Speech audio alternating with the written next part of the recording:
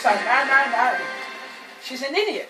Good afternoon, I'm Emma LaRouche. Here are your local news headlines. The state's Primary Industries Minister, Niall Blair, says he'll work with state and local government representatives in Coffs Harbour to ensure the site currently occupied by the Deep Sea Fishing Club is used to the greatest benefit of the community.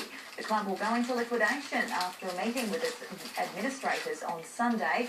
The embattled club has previously been seeking a 10-year extension of its current licence at Coffs Coast State Park based on a business proposal to redevelop the site given to council in May. Coffs Harbour banana growers will hear the latest industry research at today's National Banana Roadshow at the Coffs Showgrounds. There'll be a debate about biosecurity measures for banana crops, environmental practices and managing supply chains. A local wholesaler says the roadshow comes at an ideal time for the Coffs Coast 40 or 50 growers, many of whom had their crops destroyed by the recent East Coast low. To sport, and in weekend soccer action, Boandi thrashed West Lawns 7-0, while the Urunga Raiders caused an upset beating ladder leaders Coffs City Lions 3-1.